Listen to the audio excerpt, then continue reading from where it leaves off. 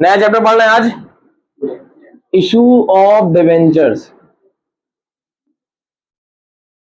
जब हमने company account start किया था, मैंने आपको एक बात बताई थी कि सोल ट्रेडर का बिजनेस करने का तरीका अलग होता है और पार्टनरशिप भी का तरीका थोड़ा सा अलग होता है। हालांकि सोल ट्रेडर और पार्टनरशिप का जो है वो एकदम ऑलमोस्ट सेम होता है। वो सेल्फ फाइनेंस होता है, मतलब खुद ही पैसा लगाना होता है। अब आप चाहे पर्सनली किसी से उधार ले आइए या कुछ भी करिए, बट जब कंपनी बिजनेस करती है तो क्या वो कुछ दिक्कत हो रही है? जब कंपनी बिजनेस करती है तो उसका बिजनेस करने का तरीका अलग होता है, ठीक है ना। हमने आपको बताया था कंपनी के पास बहुत सारे सोर्सेज होते हैं फाइनेंस के। शेयर के थ्रू पैसा कंपनी जो है वो ले सकती है, मतलब शेयर इशू करके, हमने आपको बताया शेयर इशू करके पब्लिक से पैसा लेके बिजनेस में लगाया जा सकता है। बैंक से लोन लेके लिए लगाया जा सकता है। इसी तरह जनता से लोन ले लिया जाता है, पब्लिक से, ठीक है ना। अब डिवेंचर्स क्या होते हैं? डिवेंचर एक तरीके का लोन होता है, ये भी सोर्स ऑफ फाइनेंस, एक तरीके का कंपनी का फाइनेंस का तरीका है। डिवेंचर्स, जो इशू ऑफ डिवेंचर्स जो हम लोग चैप्टर पढ़ेंगे, ये जैसे हम लोगों ने शेयर्स में पढ़ा था वैसे ही इशू ऑफ डिवेंचर्स भी होता है। एग्जाम्पल हम आपको सेट करते हैं तो आपको समझ में आएगा। जैसे मान लीजिए पूरी पब्लिक बैठी हुई है, ठीक है ना। हमने ये पूरी पब्लिक को इनवाइट करा, हमने कहा कि आओ भाई हमारी कंपनी में जो है वो थोड़ा बहुत पैसा लगाओ। तो इतने लोगों ने कहा सर हम पैसा क्यों लगाएं आपकी कंपनी में? हमने कहा जो भी पैसा आप लोग लगाएंगे हम आपको एज ए कंपनी का मालिक बना लेंगे, शेयर होल्डर बना लेंगे। आपका पैसा बिजनेस में लगाएंगे, जो प्रॉफिट होगा वो आपको प्रॉफिट देंगे। क्या कह के दिया जाता है? प्रॉफिट, डिविडेंड, ठीक है ना। पहले बता चुके डिविडेंड क्या दिया था। पर इतने लोग अग्री नहीं हुए। इतने लोगों ने कहा सर आपको पैसा चाहिए, हम पैसा दे देंगे, हम आपके कंपनी के मालिक नहीं बनेंगे, हमें शेयर होल्डर नहीं बनना है। आपको पैसा चाहिए, आप हमसे उधार के तौर पे पैसा ले लो। आपका कितना प्रॉफिट हुआ कितना लॉस हुआ हमें उससे मतलब नहीं है। मैं आपको उधार के तौर पे पैसा दे देता हूं, आप हर महीने महीने हमको क्या कर देना? इंटरेस्ट प्रोवाइड करा देना। हमने कहा ठीक है कोई बात नहीं, हम आपको हर महीने महीने इंटरेस्ट दे देंगे। इनको प्रॉफिट देंगे, ज्यादा प्रॉफिट होगा तो ज्यादा प्रॉफिट मिल जाएगा, इनको कम प्रॉफिट होगा तो कम प्रॉफिट मिलेगा। लॉस होगा तो वो भी इनको झेलना है भाई, मालिक को तो सभी को झेलना है ना। बात समझ में आ रही है? इतने लोगों ने हमको पैसा दिया, इतने लोगों ने पैसा दिया, पर ये कंपनी के मालिक बन गए।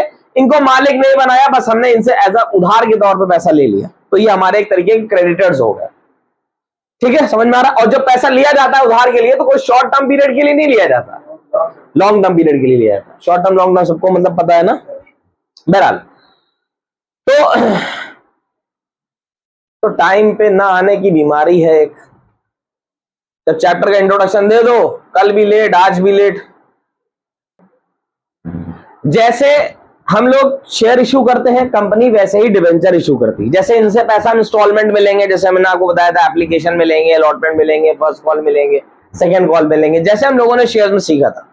सेम एज इट इज जब हम डिवेंचर इशू करते हैं तो इनसे भी पैसा हम वैसे ही इंस्टॉलमेंट में लेते हैं, एप्लीकेशन लेते हैं, अलॉटमेंट लेते हैं, फर्स्ट कॉल लेते हैं, सेकंड कॉल देते हैं। आई ना बात समझ में? कोई दिक्कत कोई परेशानी? जैसे उसमें सवाल किया था वैसे ही सवाल इसमें होंगे, जैसे उसमें एंट्रीज होती वैसे ही एंट्री इसमें होंगी। थोड़े बहुत चेंजेस होंगे, वो जब आता जाएगा क्वेश्चन तो हम कराते जाएंगे। अच्छा, दूसरी बात मैंने अभी आपको यह भी बताया था कि जो भी शेयर होल्डर होते हैं, जिन्होंने हमारी कंपनी के शेयर लिए होते हैं, उनको डिविडेंड दिया जाता है। और जो डिवेंचर लेते हैं हमारे, यानी जो हमको पैसा उधार दे रहे हैं, डिवेंचर है कुछ नहीं, एक तरीके का डॉक्यूमेंट है भाई। जब आप हमको पैसा देंगे तो प्रूफ के तौर पे हम आपको एक डॉक्यूमेंट देंगे ना, कंपनी की सिग्नेचर लगा के, उसमें सील लगा के कि ये आपने हमको इतने पैसे उधार दिए, तो वो एक डॉक्यूमेंट काम करेगा उधार।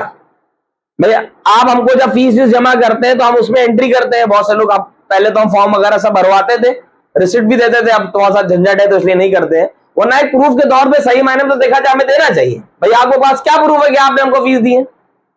बात समझ में आ रहा है? इसी तरह आप कभी किसी को पैसे देते हैं तो एक प्रूफ के तौर पे माना जाता है कि भाई मैंने आपको इतने पैसे दिए। तो जब हम आपको उससे पैसा उधार लेंगे तो आपको एक रिसीविंग भी देंगे, समझ लो वो डॉक्यूमेंट है, वो रिसीविंग का आपका काम करेगा। अब डिवेंचर्स में जैसे मैंने बताया, शेयर्स में हम लोग जैसे एंट्रीज पास करते थे वैसे ही डिवेंचर में एंट्री पास करेंगे। छोटे बहुत चेंजेस हैं, वो क्या होंगे वो हम बता देते हैं आपको। देखिए, जब हम एंट्री पास करते थे, एप्लीकेशन मनी रिसीव करते थे शेयर्स में, तो यहाँ एंट्री कुछ इस तरीके से पास करते थे। Bank account debit to shares application, बात समझ में आई? ये शेयर में एंट्री पास करते थे। डिवेंचर जब एंट्री पास करेंगे डिवेंचर्स में, तो एंट्री पास करेंगे हम bank account debit to, share की जगह क्या हो जाएगा, डिवेंचर एप्लीकेशन। ठीक है, बात समझ में आ रही है? इसके बाद अगली एंट्री कुछ ऐसी होती थी हमारी, share application account debit to share capital, ये होती थी। ठीक है ना, यहां पे एंट्री हो जाएगी debentures application account debit to, debenture capital नहीं लिखेंगे, सिर्फ क्या लिखेंगे, डिबेंचर लिखेंगे, क्योंकि डिबेंचर कैपिटल नहीं होती पहली बात। ठीक है ना, ये एक तरीके की लाइबिलिटी है, क्रेडिटर्स है, एक्सटर्नल लाइबिलिटी, बाहर की लाइबिलिटी। तो यहां पे डिबेंचर कैपिटल नहीं लिखा जाएगा, it is not a capital. हाँ, अगर कहीं कहीं कैपिटल बोलते भी हैं तो डेब्ट कैपिटल बोलते हैं, उधार वाली कैपिटल है। क्लियर? इसके बाद आगे हम लोग एंट्री पास करते हैं तो कुछ इस तरीके से करते हैं, share allotment account debit to share capital. तो यहां पर एंट्री पास करेंगे debenture allotment account debit to debenture, capital नहीं लिखेंगे। समझ में आ रहा है ना? तो परेशानी, कोई दिक्कत? वो खोलेंगे illustration number 1, illustration number 1।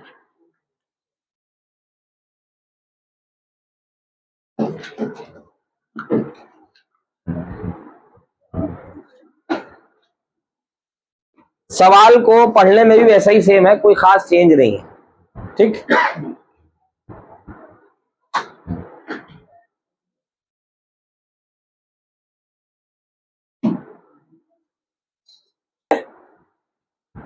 Issue of debentures at par, illustration number 1, issue of debentures at par. Question होगा, सबकी बुक में चेक करिए। Govind limited issued 5009% debenture of ₹100 each. दिख रहा है? वो 9% का फिलहाल अभी कोई यूज नहीं है आपका, दैट इज इंटरेस्ट रेट, और अभी हमको इंटरेस्ट कैलकुलेट नहीं करना है। ठीक है ना, आगे अभी आएगा इसका यूज तो हम बताएंगे। लिखा है Govind limited issued 5000 debentures of ₹100 each at par, payable as follows. Application पे 20 रुपए, अलॉटमेंट पे 20 रुपए, फर्स्ट कॉल पे 30 रुपए, फाइनल कॉल पे 30 रुपए। पब्लिक अप्लाइड फॉर कितने डिवेंचर्स, 6000 डिवेंचर्स। पब्लिक ने 6000 डिवेंचर की मांग करी, और बेचने के लिए कितने लगाए थे, ओवर सब्सक्रिप्शन हो गया कि नहीं हो गया? एप्लीकेशंस फॉर, अब इन्होंने बताया किस तरीके से शेयर अलॉट कर रहे हैं, वो डिवेंचर्स अलॉट कर रहे हैं। Applications for 4500 debentures were accepted in full, 4500 की डिवेंचर्स फुल एक्सेप्ट हो गई।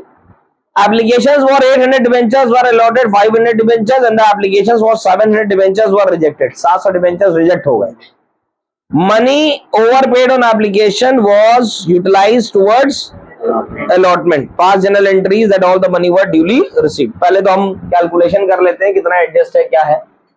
सबसे पहले एप्लीकेशंस कितने डिबेंचर्स की आई थी, 6000 डिबेंचर्स की आई थी, और बेचने के लिए कितने लगाए थे, 6000 की एप्लीकेशन आ गई, और बेचने के लिए कितने लगाए, 5000। अब इसमें से हमने ग्रुप बनाया। पहला ग्रुप इन्होंने बताया है कि applications for 4500 debenture were accepted in full, that means कि 4500 की एप्लीकेशंस आई and these all are accepted at 4500, मतलब 4500 मांगे और हमने 4500 पूरे दिए। नाउ नेक्स्ट लिखा applications for 800 debentures were allotted 500 debentures. 800 वाले डिवेंचर्स जो थे, मतलब जो एप्लीकेशंस 800 डिवेंचर्स की थी, उनको कितने दिए हमने, 500 ज्यादा दे भी तो नहीं सकते हैं। क्यों नहीं दे सकते हैं, बचे ही नहीं है, खत्म हो गए। अब बाकी के जो बचे तो मजबूरन हमको वापस करना पड़ेगा। ठीक है ना, कितने बच रहे हैं इसमें, अब आप जोड़िए 4500 800 कितना, 5700 माइनस 6000 कितना बच गए, 700। 700 वालों कितने दे दिए हमने, निल। चैप्टर समझ में आए ना आए, अग्दास वो तुम्हारी जिम्मेदारी है। क्या टाइम हो रहा है? 6000 डिवेंचर जिन्होंने मांगे थे उनको हमने, सॉरी 6000 की एप्लीकेशंस आई, मैक्सिमम कितने दिए जा सकते हैं, 5000। उसमें से 4500 जिन्होंने मांगे हमने 4500 दिए, 800 जिन्होंने मांगे उनको 500 दिए, 700 वालों क्या कर दिया, फेल कर दिया। जैसे हमने आपको बताया, जैसे जो लोग अभी आए वो सुन लें, जैसे हम लोग शेयर्स में क्वेश्चन करते थे वैसे ही क्वेश्चन है इसमें, सिर्फ नाम का फर्क है। अभी आपको समझ में आ जाएगा, अभी मैंने समझाया था, अभी और करेंगे तो समझ में आ जाएगा। सिर्फ नाम चेंज होता है और कुछ भी चेंज नहीं है, ठीक है ना। अब यहाँ कैलकुलेशन करते हैं सबसे पहले। भाई 800, इनसे कोई लेना देना नहीं, इनका कोई एडजस्टमेंट है नहीं, इनका एडजस्टमेंट होगा। जिन्होंने 800 डिबेंचर्स मांगे थे, 800 इंटू एप्लीकेशन मनी कितने की डिबेंचर की 20, 800 इंटू 20 विल बी 16,000, और हमने इनको डिबेंचर्स दिए 500, 500 इंटू 20 कितना हो गया 10,000, यानी कितने एडजस्ट हो जाएंगे इनके 6,000 अलॉटमेंट में एडजस्ट हो जाएंगे, adjusted towards allotment. Is that clear? सबको समझ में आता है? कोई कंफ्यूजन?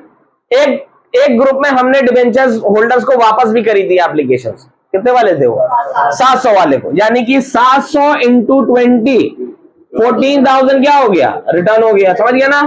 बाकी बहुत आसान है, जैसे शेयर्स में करा था वैसे ही, कोई चेंज नहीं है। यहां देखेंगे bank account debit to debentures application total जितनी आई थी 6,000 डिबेंचर्स की, उसके हिसाब से लिखना है। तो 6,000 इंटू कितनी है 20 के हिसाब से कितना हो गया 1,20,000। फिर उसके बाद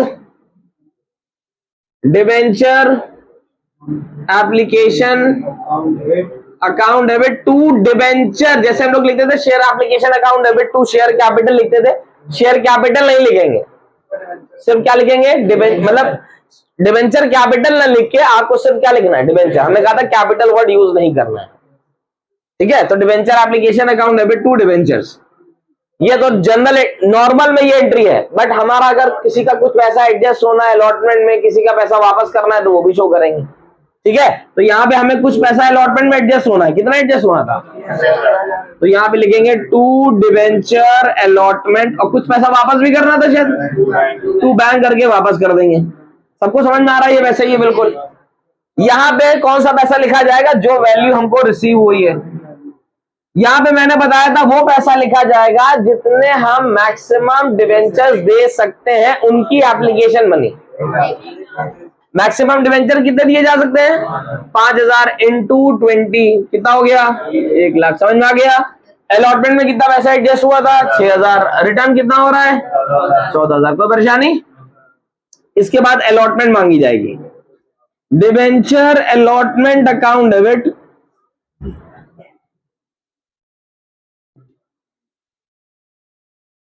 टू डिबेंचर, ठीक है। अलॉटमेंट कितने की है 20 इंटू नंबर ऑफ डिबेंचर्स कितने 5,000, कितना हो गया 1,00,000 है ना। फिर इसके बाद इसको रिसीव करेंगे, तो रिसीव करने में कुछ पैसा तो मिलना नहीं है, क्यों नहीं मिलना है एडजस्ट होना है। कितना पैसा एडजस्ट होना है तो 1,00,000 में 6,000 नहीं मिले, बाकी के 94,000। कोई कॉलोनी एरिया तो नहीं हुआ था इसमें? किसी पुरानी बुक में तो नहीं लिखा है कॉलोनी एरिया, कुछ इसी में हुआ करता था यार। चलो हाँ भाई, फर्स्ट कॉल है इसके बाद? फर्स्ट कॉल है कि नहीं है? ठीक है। Debenture first call account debit to debentures, first call कितने की है 30 इंटू, इसको रिसीव कर लेंगे, bank account debit to debenture first call 1,50,000। Clear हो गया? सबको समझ में आ गया? फाइनल कॉल भी है क्या इसके बाद? कर लेंगे क्या, करके दिखाएं? कर लेंगे ना, कोई दिक्कत? ठीक है, इधर ध्यान लगाइए। कौन सा इलस्ट्रेशन है ये 1 वाला?